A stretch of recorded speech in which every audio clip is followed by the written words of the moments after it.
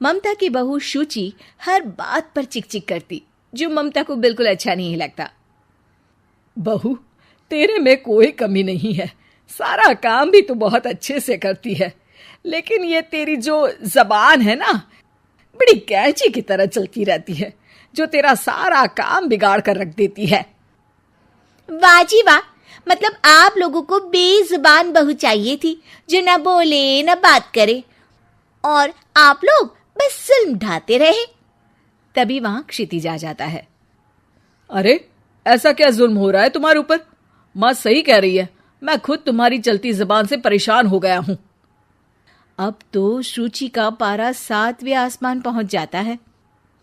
वाह जी वाह, अब आप भी! क्या नहीं किया मैंने आपके लिए, अपना सब कुछ दांव पर लगा दिया, लेकिन आप भी अपनी माँ की जुबान बोलने लगे। अरे यार, कैसी बात बोल रही हो? माँ की जबान, बीवी की जबान? अरे मेरी तो कोई जुबान है ही नहीं जैसे। देखो शुचि, माँ से बुरा व्यवहार मैं पसंद नहीं करूंगा। अब क्या था, माँ के सामने अपनी हुकूमत कम होती देख शुचि को माँ से नफरत होने लगती है। अगले दिन शुचि माँ के कमरे में जाती है। माँ, ये लीजिए गर्म पानी। पानी रखकर वो चली जाती है, लेकिन जैसे ही माँ गरारा करने लगती है, हाय रे, मैं तो जल गई। अरे पानी इतना गर्म क्यों दिया शुचि? मेरा तो पूरा का पूरा मुंह ही जल गया। वाह, मजा आ गया। लग रहा है गर्म पानी ने अपना काम कर दिया। अब और लगो ना मेरे मुंह। शुचि, माँ के चिल्लाने की आवाज आ रही है, और तुम कैसी हो कि जाती भी नहीं, देखती भी नहीं कि माँ को क्या हो गया। आवाज तो आपको भी आ रही है, जा तो आप भी सकते हैं, लेकिन नहीं, शुचि ने तो जैसे सारे काम का कॉन्ट्रैक्ट साइन कर लिया है तुम्हारे परिवार से। ये कहकर शुचि माँ के कमरे में जाती है, लेकिन जैसे ही वो कमरे में घुसती है, माँ जल्दी से शुचि को पकड़कर खींच लेती है और ऊपर एक बड़ी सी छिपकली गिरती है। शुचि छिपकली देखकर डर जाती है। हे भगवान, ये छिपकली मेरे ऊपर गिरती तो मैं तो मर ही जाती। हाँ बेटा, मैं जानती हूँ कि तू छिपकली से डरती है, और समय पर मेरी नजर पड़ गई, ऐसे मेरा मुंह जल गया है। प्लीज कुछ कर, रहा नहीं जा रहा है। शुचि को अपने किए पर पछतावा होता है और भागकर सास को बर्फ देती है। ये लीजिए, इसे मुंह में रख लीजिए, और गलती तो वैसे आपकी भी है, चेक करना चाहिए था ना आपको कि पानी कितना गर्म है। अरे 7 साल हो गए तेरी शादी को, तब तो चेक नहीं किया, अब क्यों करूं? वाह जी वाह, यहाँ भी मेरी ही गलती है।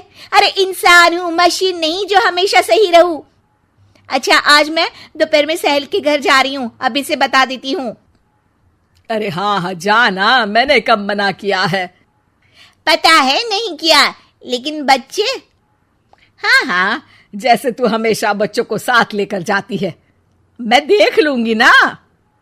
शुचि तैयार होकर सहेली के घर जाती है। अरे वाह शुचि, तेरी ड्रेस तो बहुत अच्छी है, तू ऐसे कपड़े पहन कर निकलती है तो तेरी सास कुछ नहीं कहती क्या? दूसरी सहेली बच्चा संभालते हुए कहती है। अरे सूची, सही है, तू एंजॉय भी कर लेती है लाइफ को, और बच्चा सास देख लेती है, तेरे तो मजे हैं भाई, मजे। अरे मजे कैसे, जब वो बोलती है ना तो बड़ा ही कड़वा बोलती है। रहने दे, अच्छा चल मैं जा रही हूँ, डिनर भी तो बनाना है ना। शुचि ये बोलकर वहां से चली जाती है। घर आकर देखती है कि माँ बच्चों के साथ खेल रही है। आ गई बेटा?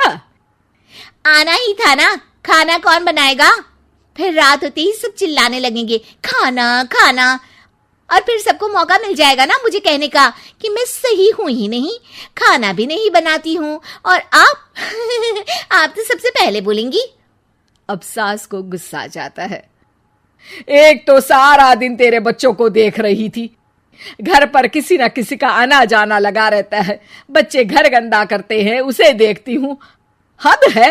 अब क्या खाने की जिम्मेदारी भी मैं ही ले लूं तो करेगी तू क्या? शुचि को ये सुनकर कुछ ज्यादा ही गुस्सा आ जाता है। बस माँ जी बस, अरे ये तो गुलामों वाली जिंदगी हो गई, कोई फ्रीडम रहा ही नहीं। ऐसा लगता है कि बंद कर रह गई हूँ, घर तो किसी कैद खाने सा हो गया है। मन ही नहीं करता यहाँ रहने का। अब मैं और आप एक घर में रह ही नहीं सकते बस। अरे तो क्या मैंने बांध कर रखा है तुझे? अरे मैंने क्या कर दिया जिससे तुझे ऐसा लग रहा है? और तेरा इतना बोलने के बाद तो मैं खुद ही तेरे साथ नहीं रहना चाहूंगी। लेकिन अब सवाल था कि सासू माँ जाएंगी कहाँ, क्योंकि बहू तो मायके चली जाती है, लेकिन सास कहाँ जाए। तभी क्षितिज आ जाता है। उसे भी सारी बात का पता चलता है। वो माँ को समझाता है, लेकिन वो मानती नहीं और ना ही शुचि मानने को तैयार। दोनों की लड़ाई में माँ का सामान पैक हो जाता है। माँ अब कहाँ जाएंगी? मैं भी अपने मायके जाऊंगी। माना मेरे माता पिता नहीं रहे, लेकिन भाई भाभी से भी तो मायका होता है ना। और सास निकल जाती है मायके। बस फिर क्या था, शुचि सुबह सुबह गर्म पानी लेकर माँ के कमरे में जाती है, लेकिन वहां माँ नहीं होती। हाँ, चलो अच्छा है, अब ये रोज रोज के काम से तो बची।